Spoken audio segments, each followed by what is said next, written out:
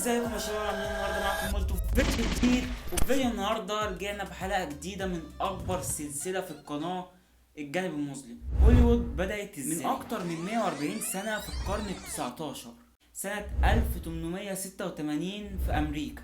يعني في الوقت ده منطقه هوليوود ما كانش فيها ولا استوديوهات ولا فنانين ولا كان فيها حتى محلات، وهي اصلا كانت قريه زراعيه صغيره كده في كاليفورنيا. وجت بدايه القرن العشرين، صناعة السينما الأمريكية كانت بتعتمد على فورت لي ونيو جيرسي. طب اشمعنى السينما بتبقى في لوس أنجلوس؟ في حاجات كتيرة ساعدت على إن السينما تبقى في لوس أنجلوس بالذات. يعني أولها الجو هناك. الجو هناك بيبقى مميز جدا يعني ولا ساقع قوي ولا حر قوي.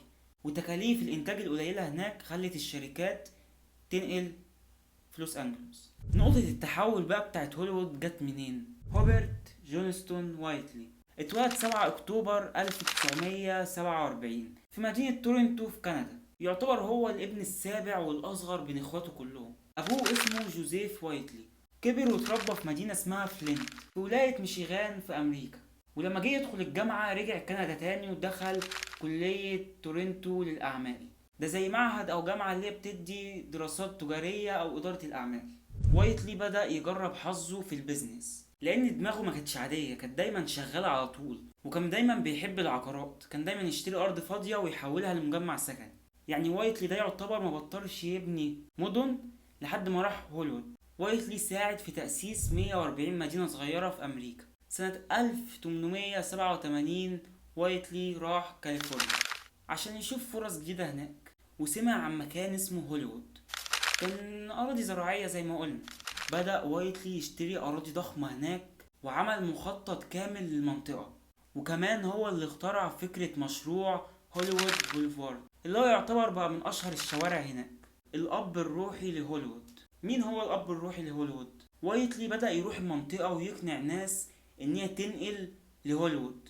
وفي ناس كتير بدأت تقتنع بكلامه وبتروح هناك. كان بيقعد يقول لهم المنطقة هتبقى بقى حاجة كبيرة ومش عارف ايه في المستقبل. وايتلي فضل يطور في هوليوود لحد ما طلع عليه لقب فازر اوف هوليوود، الاب الروحي لهوليوود. سنة 1905 طلع عليه اللقب ده. وايتلي بقى شغال لوحده على كده؟ لا، شركاء وايتلي هاريسون جراي ده صاحب جريدة لوس انجلوس تايم، وتاني واحد اسمه جورج مستثمر كبير. بعدها جورج بنى فندق اسمه هوليوود هوتيل وخلص بناية الفندق في فبراير 1903. ودي كانت أول نقطة لانطلاق هوليوود لمنطقة جذابة للمشاهير. وبعدها وايتلي عمل مشروع اسمه وايتلي هايتس. روبرت كان متجوز 2. الزوجة الأولى اسمها مش منتشر قوي، بس في سجلات بتقول إن اسمها فرانسيس فاني أرود.